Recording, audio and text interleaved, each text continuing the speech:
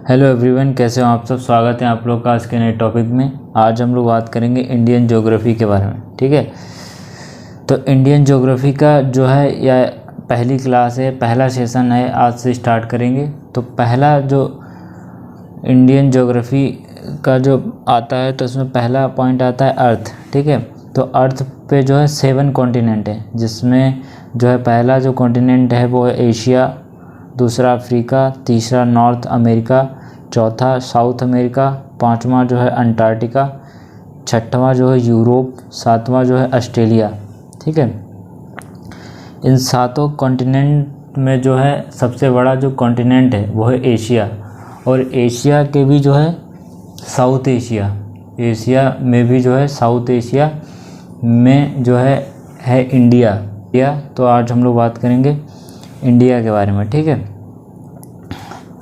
तो पहली जो बात आती है इंडिया के बारे में, तो इंडिया का जो एरिया कितना है। ठीक है, तो इंडिया का जो एरिया है वो है 32,87,263 वर्ग किलोमीटर। ठीक है, जो कि वर्ल्ड का 2.4% है। ठीक है, ठीक है, और यह जो है वर्ल्ड का जो है 7वां सबसे जो है बड़ा देश है। ठीक है, पहला जो देश सबसे बड़ा जो देश है वो है रूस, दूसरा कनाडा, तीसरा चीन, चौथा जो है यूएस, पांचवा जो है ब्राज़ील, छठवां ऑस्ट्रेलिया, सातवां भारत, आठवां अर्जेंटीना। ठीक है, यह जो है एरिया के आधार पर जो है सबसे बड़े देश हैं। ठीक है, और अगला जो क्वेश्चन है पॉपुलेशन के आधार पर। ठीक है, तो पॉपुलेशन के आधार पर पहले जो सबसे बड़ा देश था वो था चीन। इंडिया जो है पॉपुलेशन के आधार पर सबसे बड़ा देश है। ठीक है, और सेकंड है चाइना।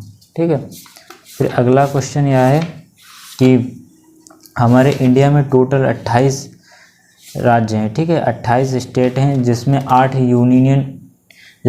यूनियन टेरिटरी हैं। ठीक है, इंडिया जो है इंडिया का जो सबसे नॉर्थ स्टेट है वो है हिमाचल प्रदेश, और साउथ स्टेट है तमिलनाडु, और ईस्ट जो है स्टेट है, ईस्ट में जो सबसे स्टेट, और वेस्टर्न में जो स्टेट आता इंडिया के साउथ में जो है हिंद महासागर है। ठीक है, और इंडिया के जो वेस्टर्न घाट या जो वेस्टर्न कोस्टल एरिया है, ठीक है, वहाँ पे जो अरेबियन सी आता है। ठीक है, और ईस्टर्न कोस्टल एरिया पर जो है वे ऑफ बंगाल आता है। ठीक है, और इंडिया का जो नॉर्थ पॉइंट है वो है इंदिरा कोल। ठीक है, इंडिया का जो सबसे नॉर्थ पॉइंट है वो इंदिरा कोल कहाँ है? लद्दाख, जम्मू कश्मीर लद्दाख। ठीक है, और इसका जो साउथ पॉइंट है वो है कन्याकुमारी।